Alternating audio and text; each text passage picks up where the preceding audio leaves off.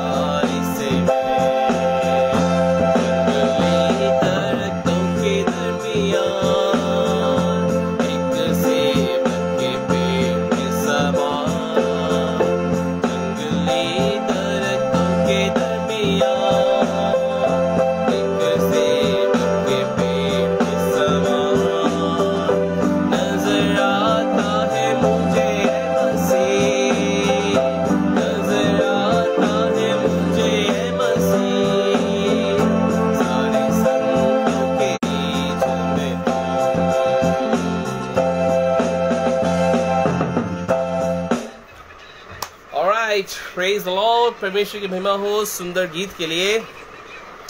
And हम try करेंगे, पावन है वो प्रभु हमारा, उसकी जयकार करो। So let me try the same way. पावन है वो प्रभु हमारा,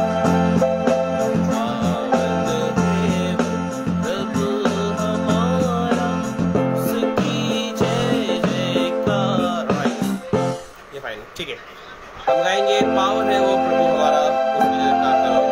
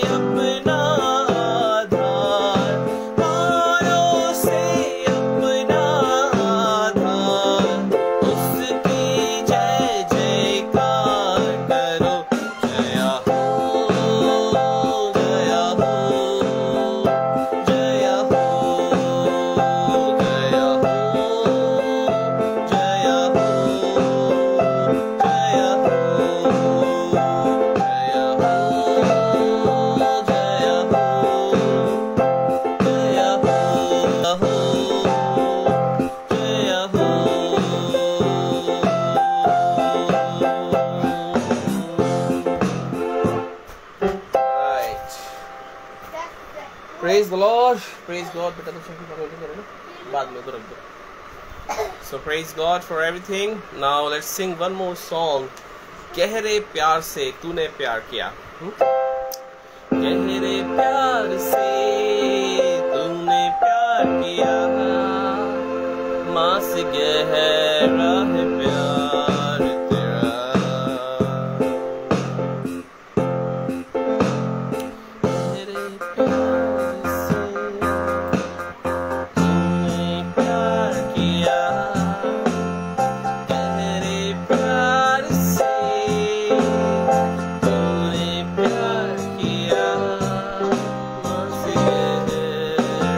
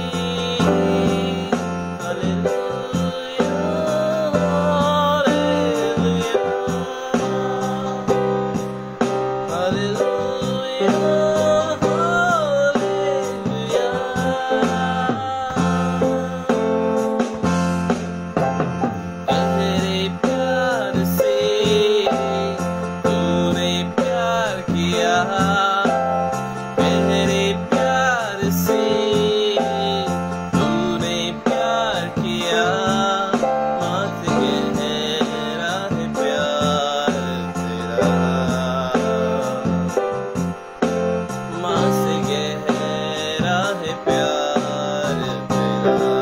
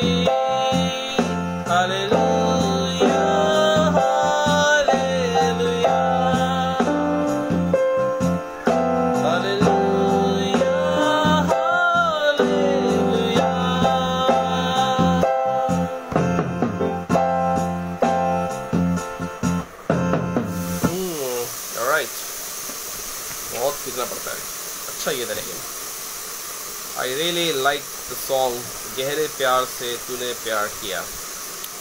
So praise God, परमेश्वर की महिमा हो सुंदर गीतों के लिए. अभी हम एक और गीत गाएंगे. And I think not from this song book. So हम गीत गाएंगे. Check.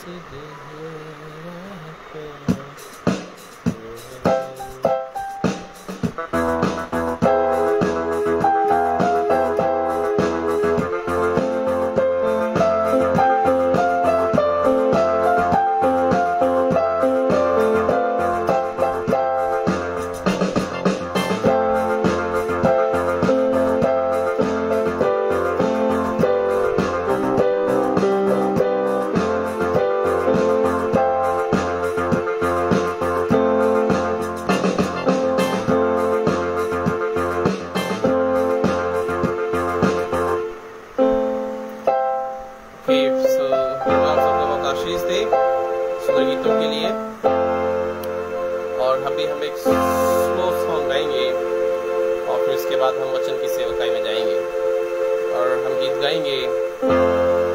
मैं आता हूँ तेरे पास प्रभु यीशु मेरे मसीह, मेरे पापों के लिए उद्धार दे दो मसीह।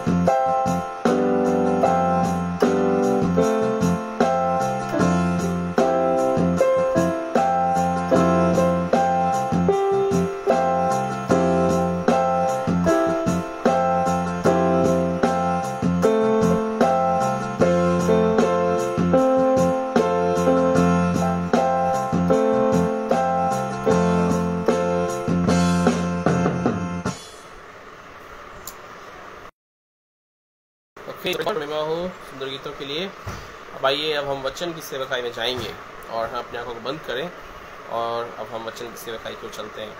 प्रभु आपका धन्यवाद प्रभु परमेश्वर, आज के इस दिन के लिए प्रभु परमेश्वर कि आपने हमें मौका दिया प्रभु कि हम आपके वचन से सीखें। प्रभु अब जब हम आपके वचन का अध्ययन करते हैं, आपसे सीखते हैं प्रभु, आप हमारी अगुवाई करें, सहायता मदद करें अपनी पवित्र आत्मा की अगुवाई में हमको बनाए रखें प्रभु परमेश्वर। प्रभु आज का दिन पिता परमेश्वर आपने हमारे लिए आशीष दिन ठहराया है। पिता परमेश्वर आपने हमको संभाला है प्रभु, आपका धन्यवाद। इस प्रार्थना को यीशु के नाम से मांग लेते हैं, आमीन।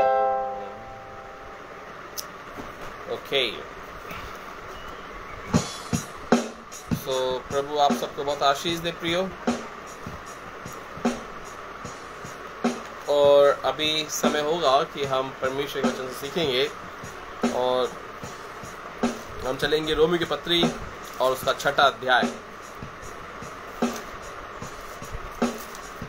रोमियो की पत्री उसका 6वां अध्याय। और पिछली बार हमने रोमियो की पत्री उसका 5वें अध्याय से सीखा था। अभी हम यहाँ पर रोमियो की पत्री उसका 6वां अध्याय हम देखेंगे।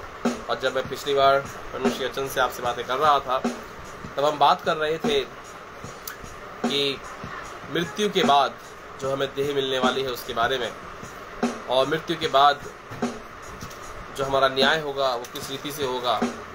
और हम वहाँ पर मनन कर रहे थे कि एक छोटा बच्चा यदि पैदा होते ही मर जाता है तो किसने पाप किया कि वो बच्चा मर गया। और बाइबल में हमने जगह ऐसा भी लिखा देखा है जहाँ पर वचन कहता है कि ना तो इस बच्चे ने पाप किया वरन ना इसके माँ बाप ने पाप किया, परंतु ये इसलिए हुआ कि परमेश्वर की महिमा प्रकट हो जब यीशु मसीह ने उस अंधे व्यक्ति को जो जन्म से अंधा था उसको चंगाई दी। कई बार ऐसा होता है प्रियो कि परमेश्वर जब हमारे जीवनों में कार्य करता है तो वो इसलिए हमारे जीवनों में कुछ परेशानियों को, कुछ ताड़नाओं को रहने देता है ताकि उसके द्वारा परमेश्वर अपनी महिमा को प्रकट कर सके। मैं आपको आज प्रोत्साहित करना चाहूंगा that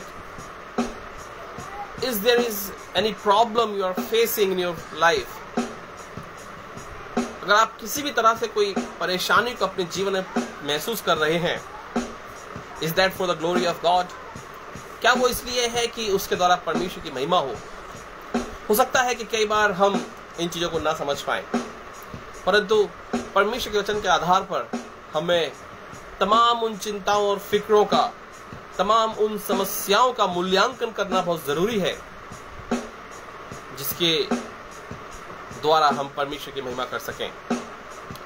फॉर एग्जाम्पल यदि मैं कहूं कि पिछले 15 तारीख को जो मेरे साथ एक दुखद घटना घटी कि मेरा एक्सीडेंट हुआ, यदि उस एक्सीडेंट के अंदर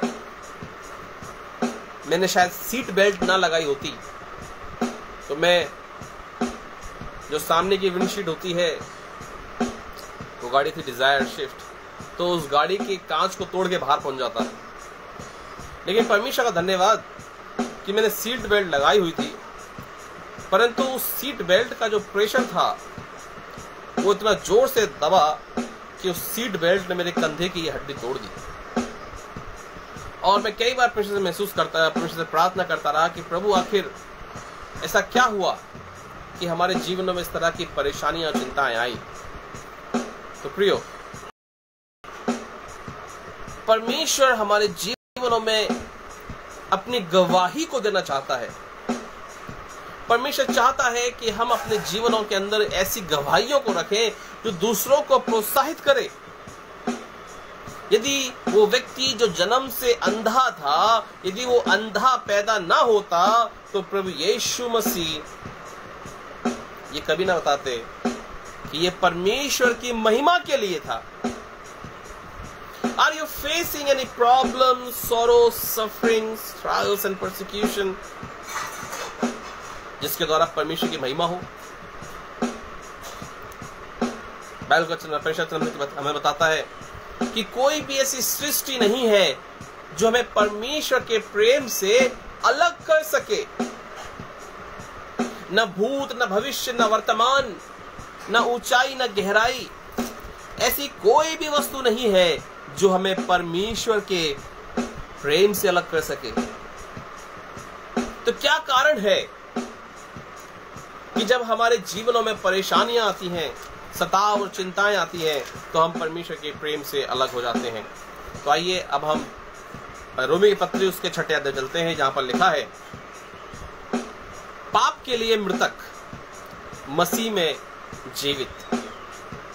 जिस तरह से पहले ये था कि पहले जो मनुष्य, जो आदम के अनुसार जो शारीरिक मनुष्य था, वो पाप के द्वारा मृतक होता था। समझिएगा इस चीज को, पाप के द्वारा मृत्यु को प्राप्त करता था। लेकिन अब वचन यहां पर कह रहा है कि पाप के लिए मृतक। क्यों? क्योंकि मसीह यीशु में अब हम जीवित हैं। और प्रियो, उसकी रोमी की पत्री उसका 6 अध्याय और उसकी 5वीं आयत में पहले पढ़ रहा हूं, क्योंकि यदि हम उसकी मृत्यु की समानता में उसके साथ तो जुट गए हैं, तो निश्चय उसके जी उठने की समानता में भी जुट जाएंगे।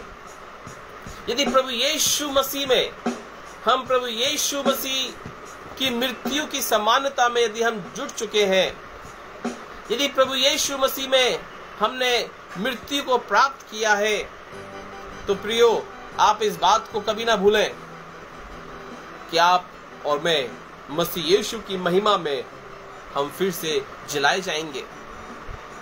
क्यों? क्योंकि मसीह यीशु ही है जो अपनी इच्छा अनुसार प्रत्येक को एक स्वर्गीय देह देता है। रोमी की पत्री उसके 6 अध्याय के अनुसार यदि आप इस पूरे अध्याय को पढ़ेंगे, तो यहां पौलुस प्रेरित कुछ तर्क वितर्क करते हैं। नए नियम के अंदर रोमियो की पत्री एक ऐसी पत्री है जिसको मैं कहूंगा कि बहुत ही बुद्धिमानता के साथ पढ़ना चाहिए और सीखना चाहिए। क्यों? क्योंकि जिस समय पौलुस प्रेरित इस रोमियो की पत्री को लिख रहे थे, उस समय रोम जो था वो शासक था, रोम के लोग अधिकारी थे। इसलिए पौलुस यहां पर एक तर्क वितर्क के साथ अपने पत्र को लिख रहे हैं। यदि आप इसकी 6ठी आयत को पढ़ेंगे, रोमी की पत्री 6 अध्याय और उसकी 15वीं आयत को पढ़ेंगे, तो देखिए पौलुस प्रेरित यहां पर किस तरह से कह रहे हैं। तो क्या हुआ? क्या हम इसलिए पाप करें कि हम व्यवस्था के अधीन नहीं वरन अनुग्रह के अधीन हैं? कदापि नहीं। पौलुस प्रेरित इस बात को अच्छे समझाना चाह रहे हैं कि पहले हम जो थे वो पाप की व्यवस्था के अधीन थे। अर्थात कि तू ये मत करना, तू वो मत करना, तू चोरी ना करना, तू खून ना करना, तू ये विचार ना करना।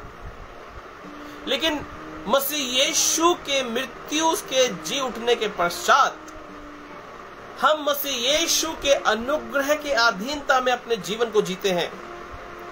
और जब एक विश्वासी इस बात को जान जाता है कि अब उसके जीवन के अंदर मृत्यु का या शैतान का कोई भी बंधन कार्य नहीं कर रहा, अर्थात प्रभु यीशु मसीह ने उस व्यक्ति को, उस लेखे जोखे को मिटा दिया है जो उसको पाप और मृत्यु की व्यवस्था में बांधे रखती थी, तो फिर पौलुस प्रेरित इस वचन को कह रहे हैं कि अब जब हम आजाद हो चुके हैं, हमारे ऊपर पाप और मृत्यु की व्यवस्था कार्य नहीं करती है, तो क्या हम पाप करें?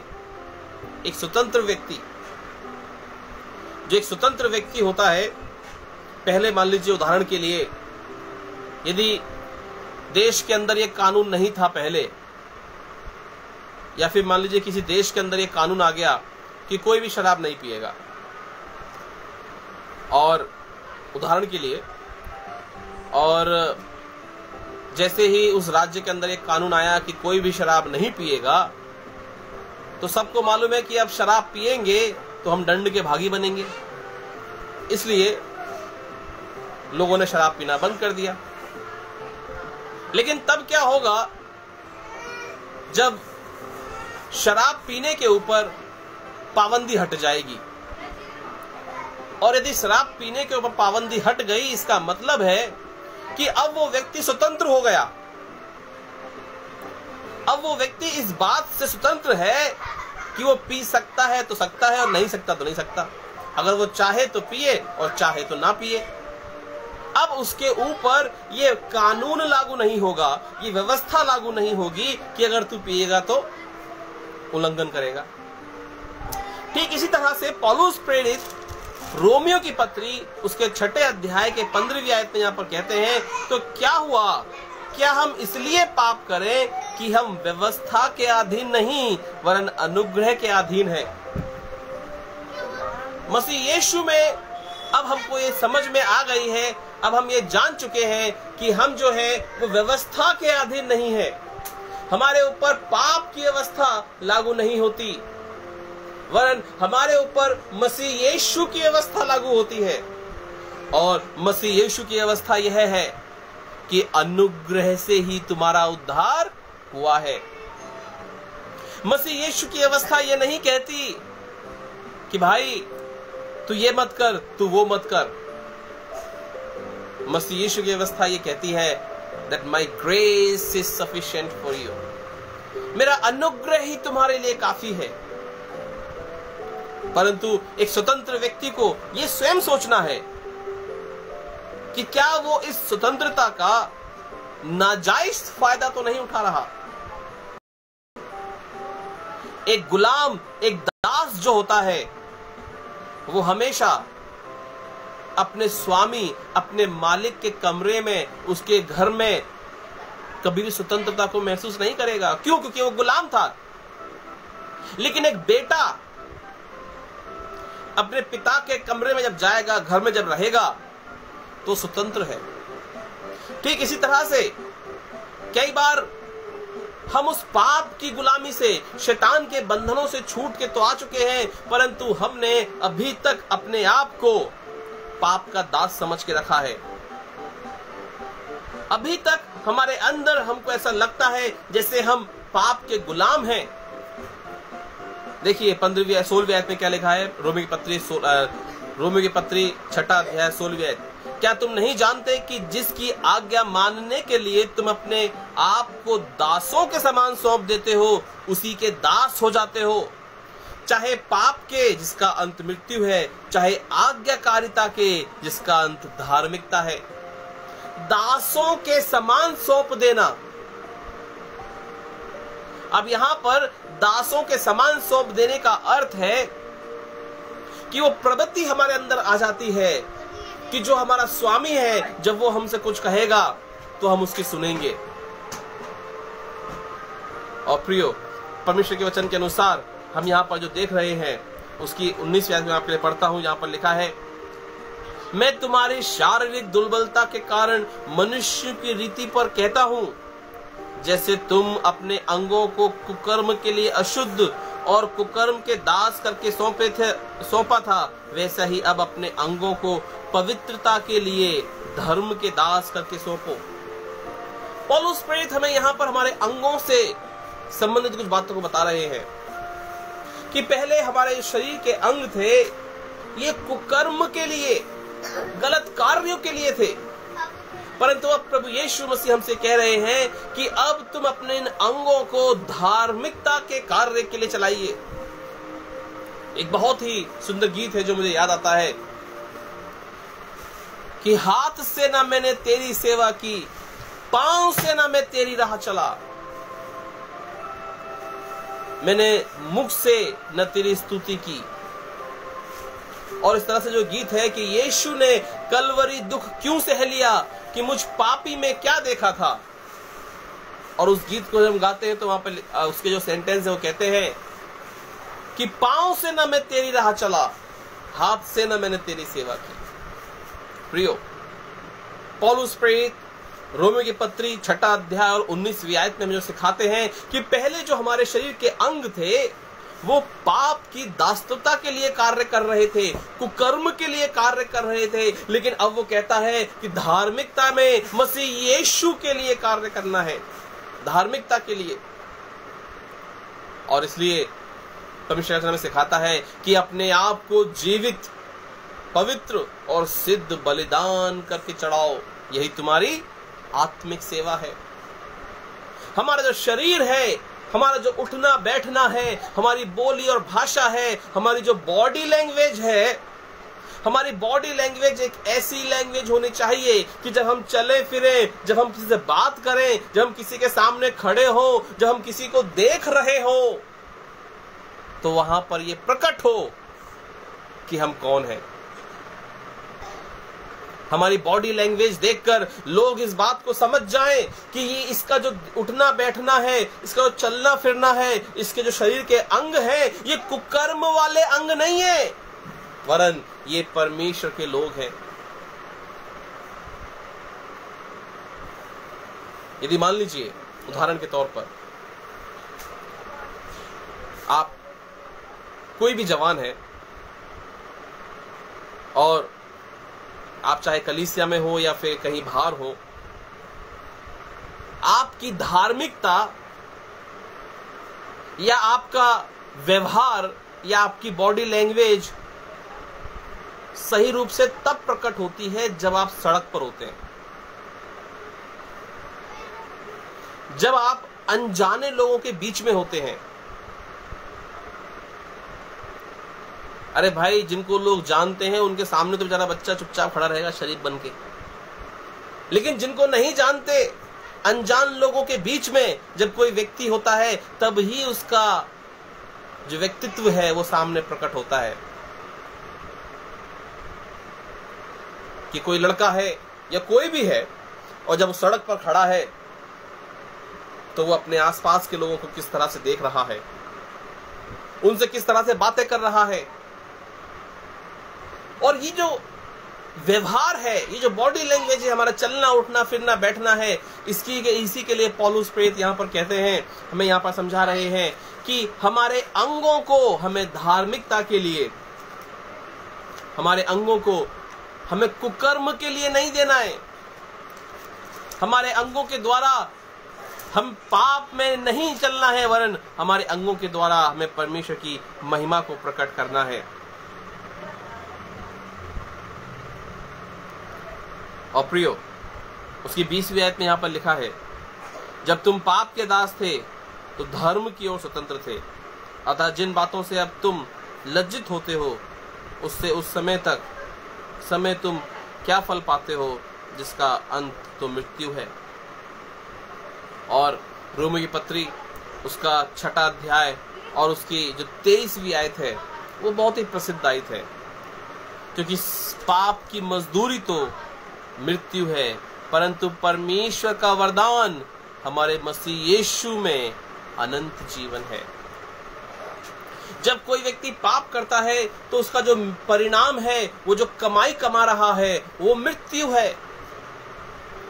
प्रियो, यदि मैं और आप किसी ऑफिस में कार्य कर रहे हैं, यदि आप कहीं कार्य करते हैं, जिस क्षेत्र में भी आप काम करते हैं, यदि आप उस ऑफिस के अंदर जाने के बाद कोई काम नहीं करेंगे तो अवश्य ही जो आपके अधिकारी होंगे वो आपसे कहेंगे कि भैया तुम काम नहीं करते हो तो तुम्हारी पगार काट ली जाएगी, तुम्हारी सैलरी काट ली जाएगी, तुम्हारी मजदूरी तुम्हें नहीं दी जाएगी।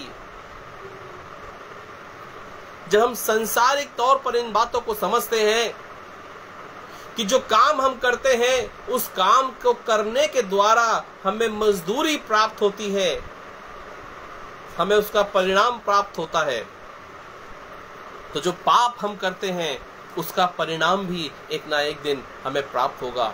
और इसीलिए परमेश्वर यहाँ पे कह रहा है, क्योंकि पाप की मजदूरी तो मृत्यु है, परंतु परमेश्वर का वरदान हमारे प्रभु यीशु मसीह में अनंत जीवन है। अब ये वरदान क्या है? मसीह यीशु में अनंत जीवन है, ये तो ठीक है, हम सब जानते हैं कि मसीह यीशु में अनंत जीवन है, परंतु ये वरदान क्या है? एक होता है श्राप, कि उसको ये श्राप दे दिया कि अब तेरे जीवन में ये हो जाएगा, और एक है वरदान कि मांग, तुझे क्या चाहिए, जो तू मांगेगा तुझे वो दिया जाएगा। और मान लीजिए कोई व्यक्ति कोई वरदान मांग लेता है कि मुझे इस तरह से चाहिए, मुझे ये चाहिए, मुझे वो चाहिए। जिस तरह से परमेश्वर ने राजा सुलेमान से कहा कि मांग, तुझे क्या मांगना है, और राजा सुलेमान ने बुद्धि को मांगा। वरदान, यहां पर परमेश्वर का वचन बता रहा है कि पाप की मजदूरी तो मृत्यु है, परंतु परमेश्वर का वरदान हमारे मसीह यीशु में अनंत जीवन है। मसीह यीशु में अनंत जीवन है, ये तो निश्चित है, लेकिन ये जो वरदान है वो क्या है प्रियो? यह वरदान जो है ये हमारा अंगीकार है। जब तक मैं और आप अपने मुंह से प्रभु यीशु मसीह को अपना उद्धारकर्ता कह के अंगीकार नहीं करते, मांगते नहीं है, बोलते नहीं है, तब तक मसीह यीशु में अनंत जीवन किसी को नहीं मिल सकता। पाप की मजदूरी तो मृत्यु है, वो सिंपल है, समझ में आ रहा है। मसीह यीशु में अनंत जीवन है, ये भी समझ में आ रहा है, लेकिन जो परमेश्वर का वरदान है वो क्या है? मसीह यीशु वरदान है, वो भी है, लेकिन वहां लिखा है कि परमेश्वर का वरदान हमारे प्रभु यीशु मसीह में अनंत जीवन है।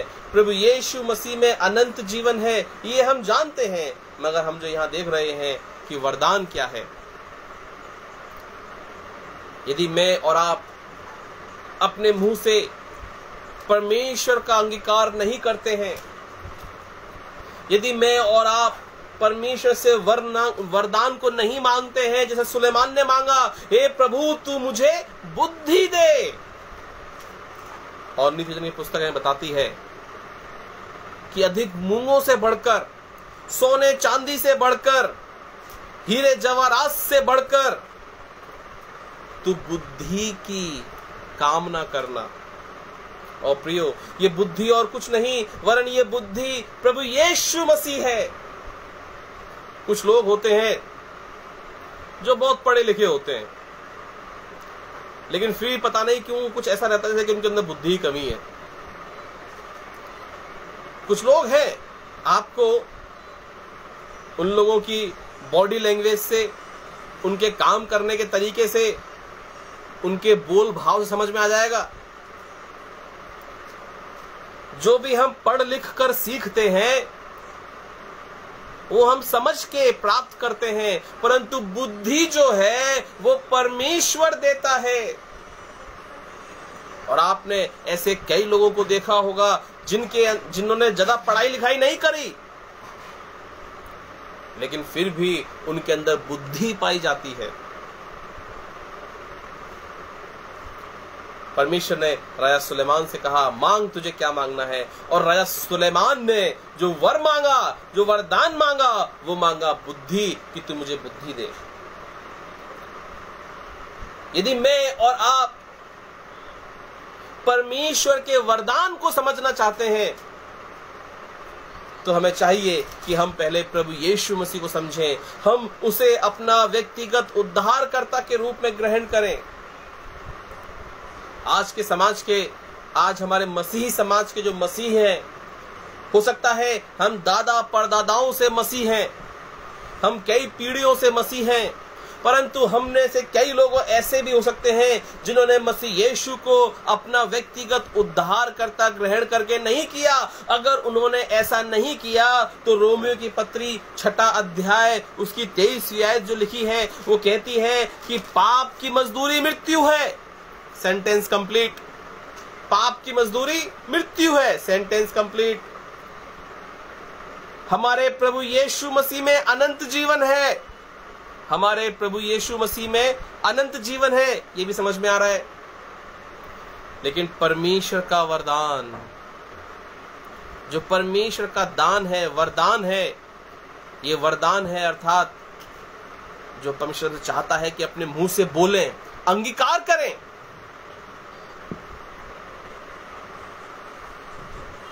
कई बार जो श्राप है, लोगों को श्राप को मांगने की जरूरत नहीं पड़ती कि तू मुझे श्राप दे। बाइबल में आप देख लीजिएगा, आदम और हवा ने कहा होगा, हे परमेश्वर अब तू आके हमें श्राप दे। कि परमेश्वर ने कहा कि हाँ अब तुझे श्राप चाहिए, मैं तुझको श्राप देने आ रहा हूँ कि तू गर्भवती होगी और जब मैं तेरी लेबर पेन को देख बढ़ा दूंगा। नहीं, वो उससे उसने मांगा नहीं था। लेकिन वरदान हमेशा मांगना पड़ता है, अपने मुंह से उसका अंगीकार करना पड़ता है, बताना पड़ता है कि मुझे ये चाहिए। जो कि परमेश्वर ने राजा सुलेमान से कहा कि मांग, तुझे क्या मांगना है। तू क्या चाहता है कि मैं तेरे लिए करूं?